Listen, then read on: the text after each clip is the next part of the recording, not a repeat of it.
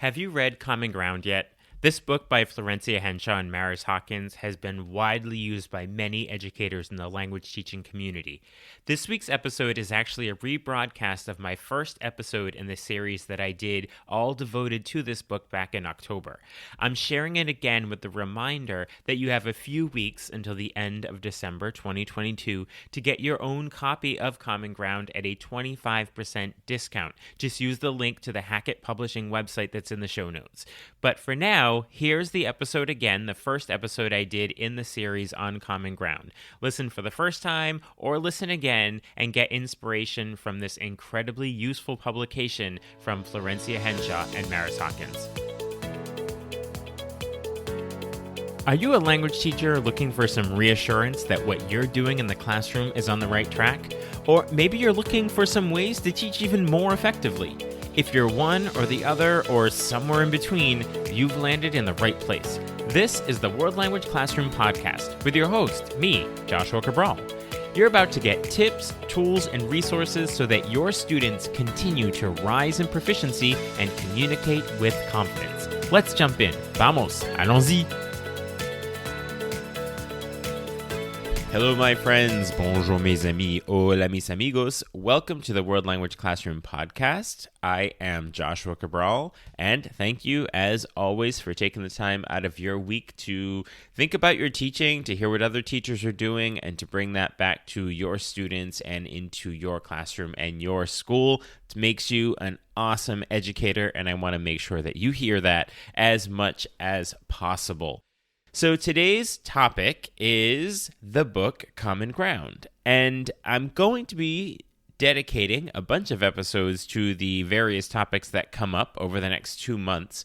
But today, I really want to look at the reason behind this book, how it's set up, and why it's useful. Sort of a way of setting up how and why we can use it in our classrooms. So before diving into all the ideas and the concepts and suggestions, let's really look at the rationale and why it is set up the way it is. Let's step back just a quick second and look at the whole reason why a book like this would even be necessary right now. I mean, you can go to all kinds of different conferences and you can be in Facebook groups and read blog posts. So why this book and why now? And why these particular authors, who are Hawkins and Florencia Henshaw? So language pedagogy textbooks, doesn't that sound like a really fun time, all right? But this is actually a really fun book, I have to say. But language pedagogy textbooks, or textbooks that talk about how to teach or how to learn language, they often show you a huge array of methods and approaches. And they are very often based on really conflicting theoretical concepts or underpinnings.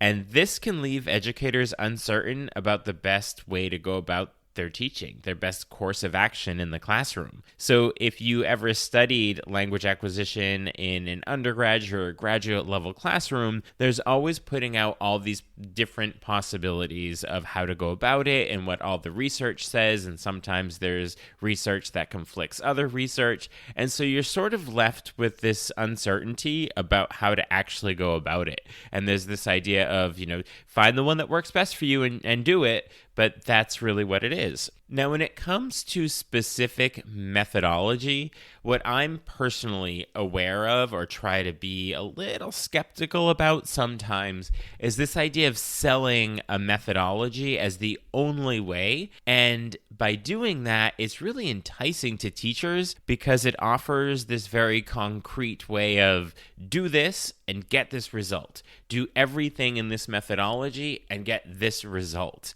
When it's marketed well and people are talking about it and having success with it, we can sort of look at, oh, I definitely want to try that out. That seems like it's something that works really well. And I'm not saying that those methodologies don't work, but what I do suggest, very highly suggest, is that anytime we look at a new approach or methodology, that we understand what's behind it rather than just doing it because, it's what all the cool kids are doing in their classrooms and having success with. And it's wonderful. They are likely having success, but let's make sure we understand the why and not just latch on to a methodology, approach, or what everyone's doing because it seems like the fun new thing that everyone's doing. So when it comes to looking at all the methodology that's put out there, even the best titles fall short of bridging the gap between theory and practice. And I'm talking more about those books that are used in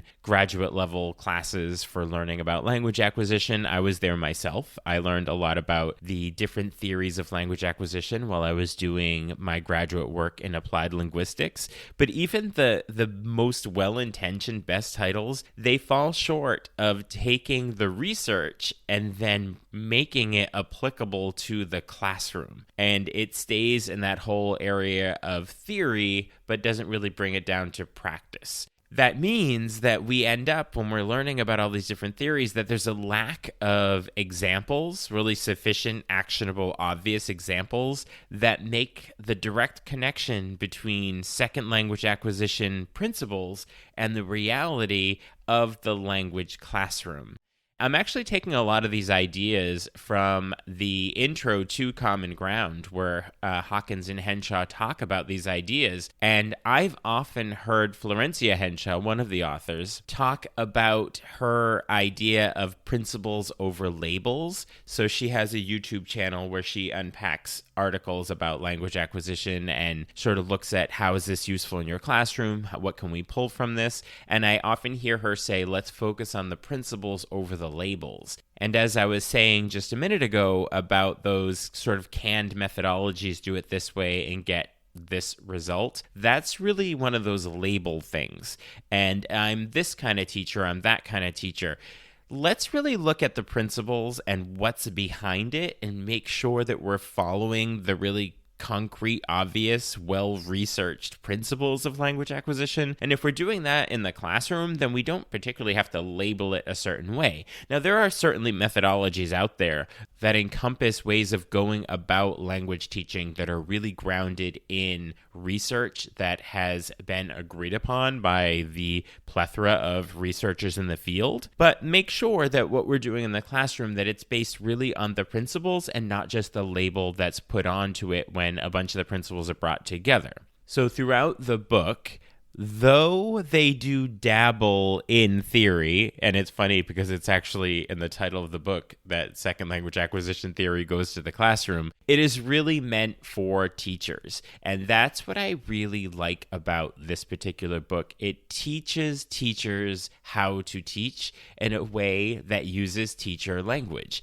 And it takes it out of the ivory tower of research and it makes it applicable to the classroom. So the language is not overly academic, yet it respects teachers as intelligent and ready to dive in. The podcast intro that I do every time you listen to this podcast, where I say, are you a teacher looking for reassurance that what you're doing in the classroom is on the right track, or a teacher that's looking to do something more effectively, one or the other, or somewhere in between? You're in the right place. So my hope with this podcast is to not always bring up ideas as if you're hearing about them for the first time and have to really water it down. And I feel like that's what this book does as well. It really respects teachers as intelligent and not having to water things down. It's this really good use of language that speaks to teachers, respects who they are, what they're doing, and offers suggestions to make it even better, which is also the thing I say in the intro to the podcast. So you can see how the approach in this book really aligns with what I'm hoping for teachers on the podcast, and I think it's a similar goal to what I'm seeing in this book. Why am I such a fan of this particular book? And not just that, but the work of Hawkins and Henshaw in general, and what I see that they put out on Twitter and on Instagram, and what they're talking about in blog posts and in workshops in various places all over the country.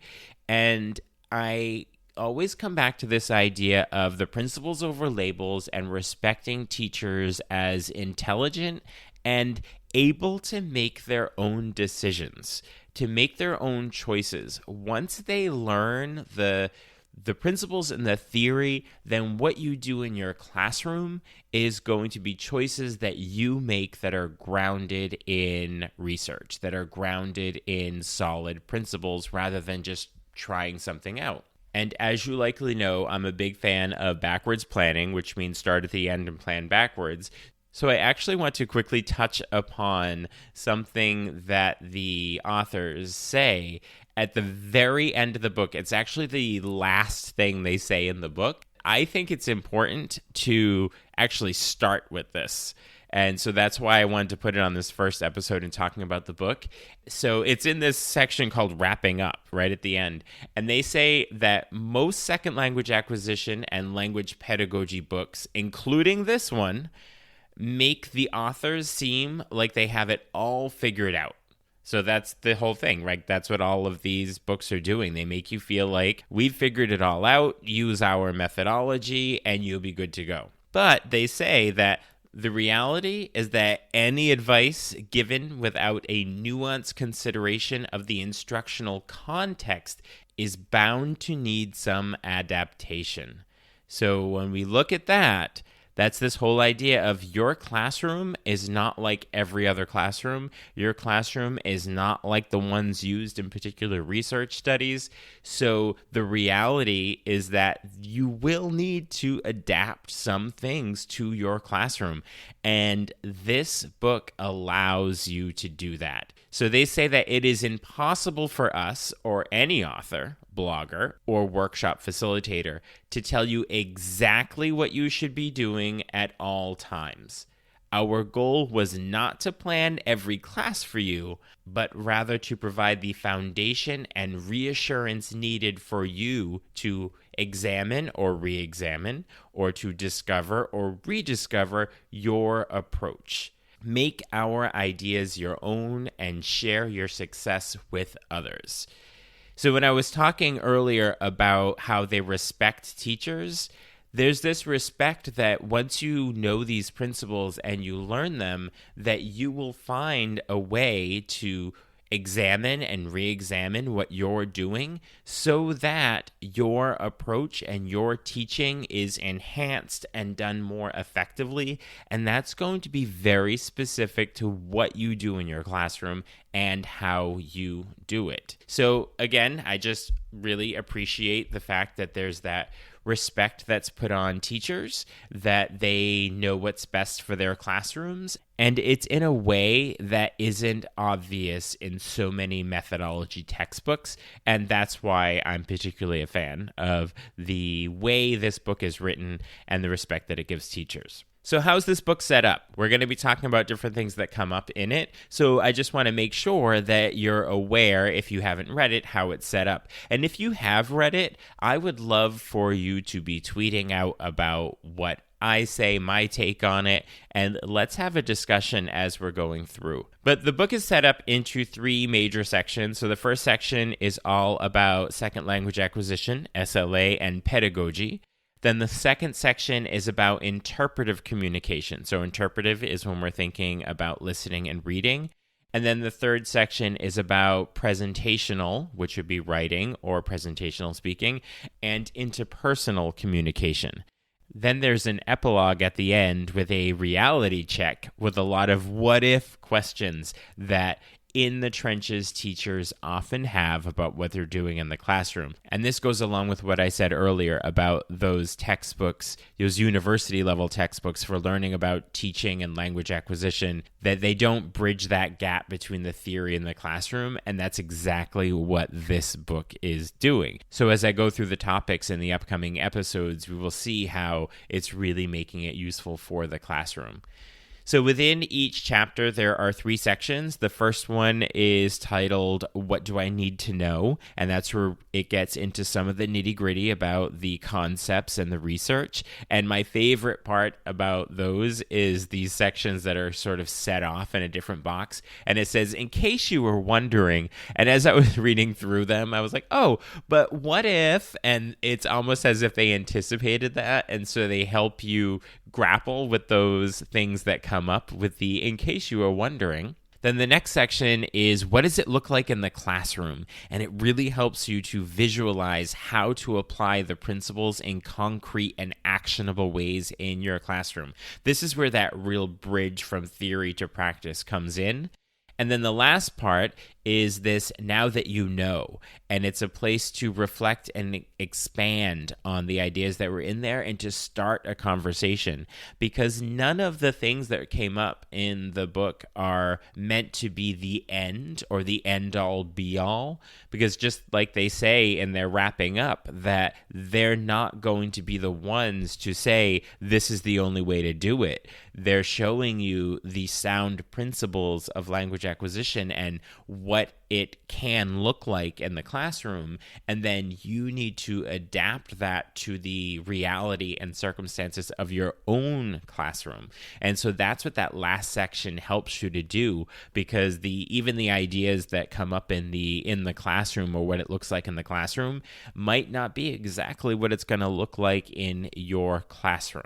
So I just want to touch upon a couple of little details to finish off a whole idea of why this book, why now? And it's to look at who this book is for. Who should be looking at this book, or who should be listening to these podcast episodes to grapple with and learn about the different topics that come up. So if you are a teacher starting your language career, and I personally have 2 new teachers in my department this year who have never taught before. They're right out of undergrad, and this is their foray into language teaching. And this book is being a driving force in how I'm helping to shape them.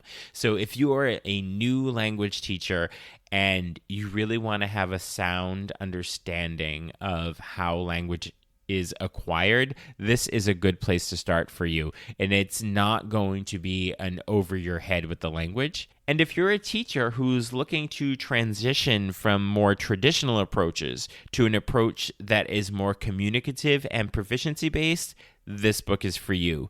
And then those who are grappling, I know I use the word grappling so much. I need to come up with a different word. But for teachers who are grappling with theory and what their own beliefs are about language teaching, this is going to be the topics that we're going to talk about in the book are going to be really helpful for you to be thinking about that. If you're thinking about who is this book for, it is those starting language teachers, transitioning language teachers, and those that are trying to really understand the theory and what it would mean to them.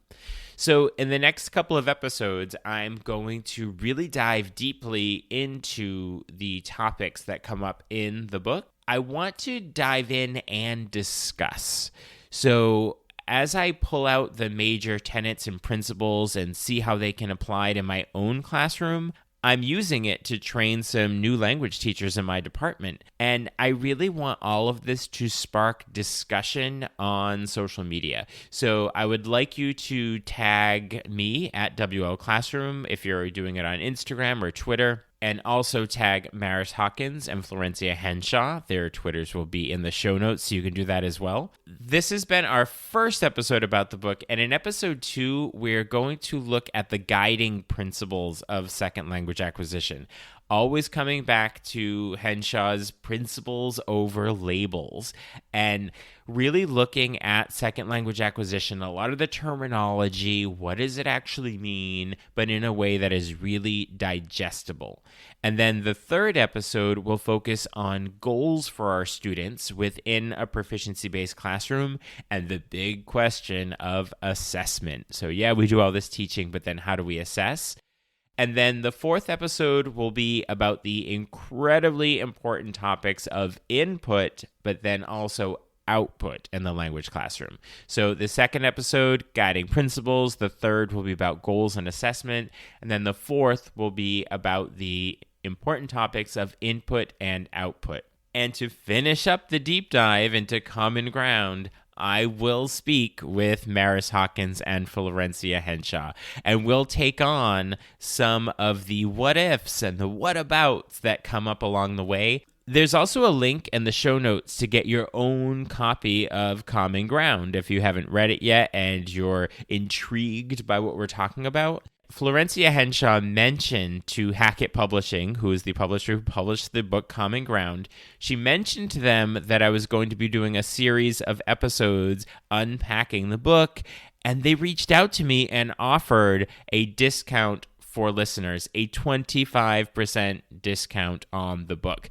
So use the link in the show notes to go right to Hackett Publishing, and be sure to use the discount code that you'll see in the show notes as well, and you'll be able to get a 25% discount on the book Common Ground. So be sure to also check out the show notes where you'll see the link to sign up for Talking Points, my weekly email newsletter with tips and resources for language teaching. There are also links to get in touch with me if you'd like to work together, either in person in your school or remotely. So grab the book Common Ground at that 25% discount if you are interested in it, or you can just be listening to these podcast episodes where you're going to get a really good gist of it.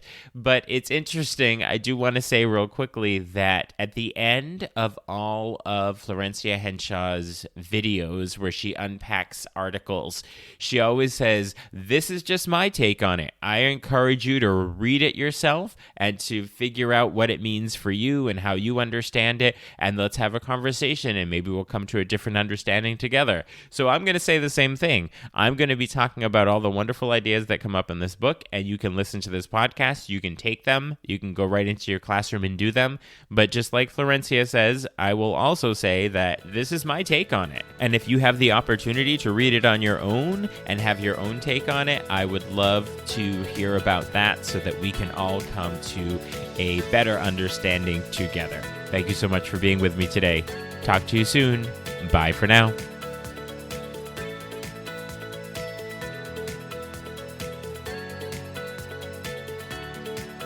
You've been listening to the World Language Classroom podcast.